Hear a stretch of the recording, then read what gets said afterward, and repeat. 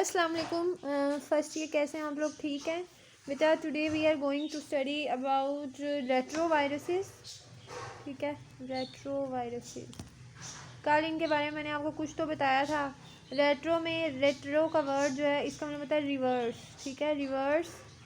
और रिवर्स ट्रो से निकला है ये वर्ड ट्रांसक्रिप्शन से। ट्रांसक्रिप्शन क्या होती है? RNA बनना किससे? DNA से। DNA जब RNA बनाता है तो उसको ट्रांसक्रिप्शन कहते हैं। वायरसेस, ऐसे वायरसेस जिनके अंदर रिवर्स ट्रांसक्रिप्शन होती है। अब ट्रांसक्रिप्शन होती है RNA का बनना DNA से। रिवर्स ट्रांसक्रिप्शन उल्टा करोगे तो RNA से क्या बनता है? DNA।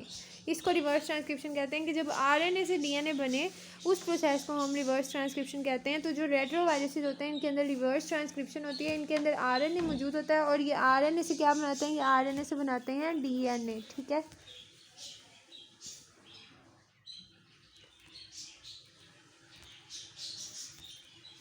अच्छा। अब जो ये रिवर्स ट्रांसक्रिप्शन जिन वायरसेस के अंदर होती है बेसिकली, ये इनके अंदर होता क्या है बेसिकली कि इनका जो रिवर्स ट्रांसक्रिप्टेज, इनके अंदर एक एंजाइम होता है। ठीक है, उसका नाम होता है रिवर्स ट्रांसक्रिप्टेज।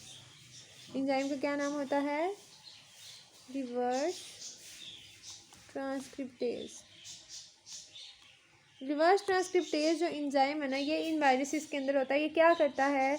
ये जब होस्ट की बॉडी में जाते हैं ना, जैसे कि आपको मैंने पहले बताया कि वायरसेस को होस्ट हर सूरत चाहिए, तो ये जब होस्ट की बॉडी में जाते हैं, ये उसकी बॉडी में जाके अपने RNA को रिवर्स ट्रांसक्रिप्शन के ज़रिए DNA में चेंज करते हैं। फिर इस DNA के साथ होस्ट का DNA जो उसके न्यूक्लियस पे ये कंट्रोल हासिल करते हैं उसको भी साथ शामिल करते हैं। होस्ट के DNA का हिस्सा बन जाते हैं, प्रो वायरसेस बनाते हैं और उसके बाद वहाँ पे उसी तरह से जैसे पहले लाइसोजेनिक साइकिल या लिटिक साइकिल करते हैं, उसी तरह से ये लाइटिक साइकिल करना शुरू हो जाते हैं।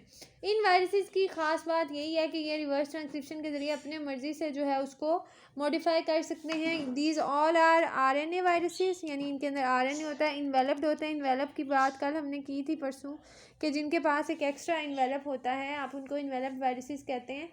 और उसके साथ साथ ये बेसिकली रिसेप्टर स्पेसिफिक होते हैं। रिसेप्टर स्पेसिफिक, जैसे कोरोना वायरस भी रिसेप्टर स्पेसिफिक है, यानी कि ये हर सेल के ऊपर अटैक नहीं करते। इनको ख़ास सेल्स चाहिए, ख़ास फिजियोलॉजी चाहिए सेल्स की जिसके ऊपर ये अटैक करेंगे।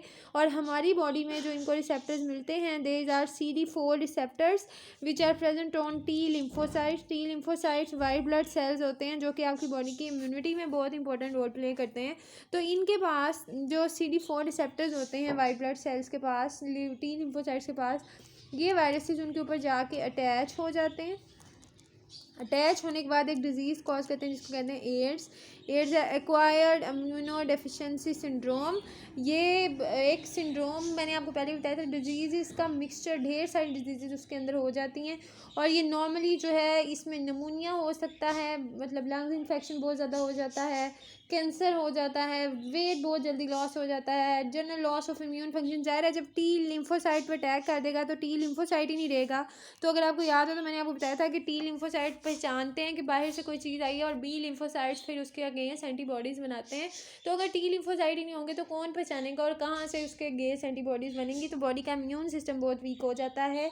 ये डिज़ीज़ फर्स्ट टाइम 1984 में डिस्कवर की गई थी और कहा गया था कि ब्लड के थ्रू ये ट्रांसफ्यूज़ होती है। ब्लड अगर किसी को आप देते हो वायरल इन्फेक्शन पेशेंट वाला, तो उस बंदे के अंदर भी ये डिज़ीज़ मल्टीप्लाई होती है, because white blood cell blood के अंदर ही होते हैं बेसिकली। ये जो वायरस इसको कॉज करता है इसका नाम रखा गया जी HIV, ह्यूमन इम्यूनो वायरस।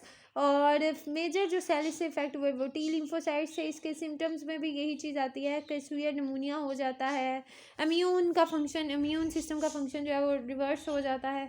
अच्छा, अब उसके बाद आपकी बात होती है कि इसमें इन्फेक्टेड पर्सन जो है वो दूसरों को भी डिजीज़ कॉज सकता है। और अभी ये पता चला कि ये वो स्पेसिफिक होते हैं, यानी कि ह्यूमंस के अंदर जो CD4 रिसेप्टर्स हैं उनको ये अफेक्ट करते हैं। सेक्सुअल कॉन्टैक्ट के ज़रिए ये एड्स जो है वो ट्रांसमिट हो सकता है। उसके अलावा इसके अगेंस्ट अभी जो है हम वैक्सीनेशंस की कोशिश कर रहे हैं, इसके अगेंस्ट मेडिसिन बनाने की कोशिश कर रहे हैं, लेकिन अभी उसके ऊपर जो है वो काम जारी है, अभी उसका काम मुकम्मल नहीं हुआ। एड्स के वायरस के लिए वैक्सीनेशन पे काम अभी जारी और सारी है।